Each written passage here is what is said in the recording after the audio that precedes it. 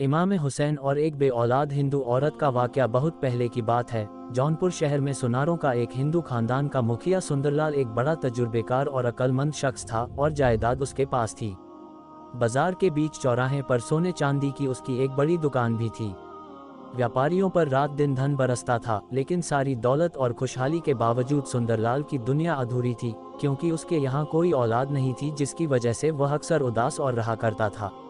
उसकी बीवी एक दौलतमंद घराने की हसीन और जमीन औरत थी। सुंदरलाल जब बहुत परेशान नजर आता तो दिल मोह लेने वाली आवाज से उसे तसल्ली देती और कहती, आप फालतू में अपना खून जलाते हैं और कुदरत का एक अनमोल तोहफा है, किसी बंदे के प्यार में नहीं है।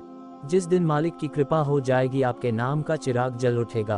वक्त का इंतजार संसार का पालनहार अपनी चौखट से महरूम नहीं करेगा।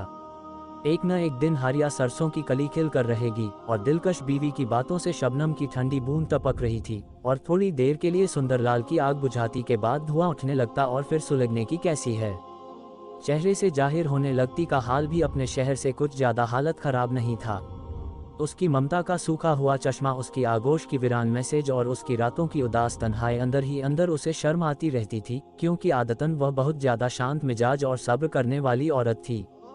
इसलिए उसके दिल की बेकरारी का इजहार नहीं हो पाता था। वैसे भी औरत की फितरत बहुत ज्यादा गम भुलाने और शुक्र अदा करने वाली होती है। वैसे वह भी अपनी औरत बदनसीबी पर सुलगती रहती थी, लेकिन आंखों के चिलमन से धुआं नहीं उठता था और उनका पुरुष मौसम था भीगी हुई पलकों के साए में हर तरफ से गाने करबला की याद मनाई जा रही थी। इमाम हुसैन की शहादत से गम का माहौल था। ऐसा मालूम हो रहा था जैसे करबला का वाकया कल ही हुआ है। सुंदरलाल सुनार की दीवार से बिल्कुल लगी हुई दीवार एक मुसलमान की थी। उसका नाम सैयद शरीफ था।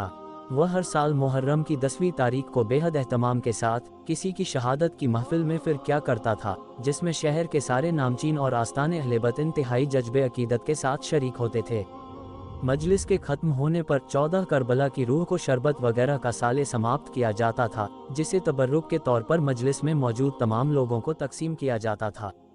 उसके हर साल का मामूल था, लेकिन आज जिस वाक़ये की सारे शहर में धूम मची हुई थी, आज सुबह ही सैयद शरीफ के दरवाजे पर शहर के बेशुमार फ़कीरों और मिस्कीनों की एक भीड़ लगी हुई थी और उन पर बेतहाशा पैसे लुटाए जा रहे थे।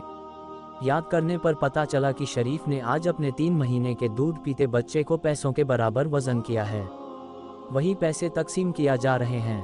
पड़ोसी होने की वजह से सुनार की बीवी अक्सर सैयद शरीफ के घर आती जाती रहती थी।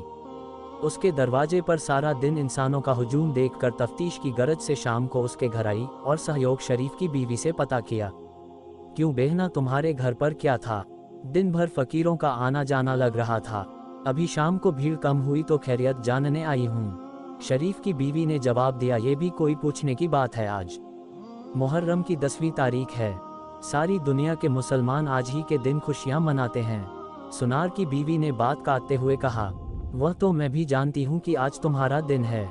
आज सारे के सारे मुसलमान करबला के पास शहीदों की याद में आते हैं। लेकिन तुम ये क्या करना चाहती थी? क्या तुम्हारे अपने नन्हे बच्चे को पैसों में वजन करके सारा पैसा तकसीम किया है?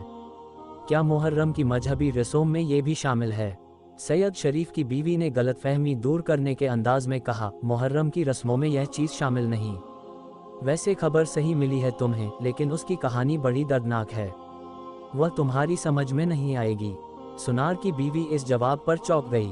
उसने दबी जबान से जलते हुए कहा, सही है कि मैं हिंदू धर्म की मानने वाली हूँ, लेकिन किसी वाक्य के समझने का ताल्लुक धर्म से नहीं है।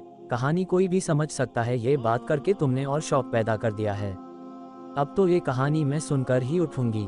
उसके कहानी सुनने के जुनून को देखकर शरीफ की बीवी मजबूर हो गई और संभल कर बैठते हुए अपनी कहानी की शुरुआत की। अपने धर्म के मुताबिक हम लोग शहीदों को जिंदा समझते हैं। आज उन्हीं शहीदों के सबसे बड़े सरदार की शहादत का दिन था। वह हमारे पैगंबर के लाडले नाती हैं कि उनकी दुलारी बेटी हजरत बीबी फातिमा नूर के बरसते हुए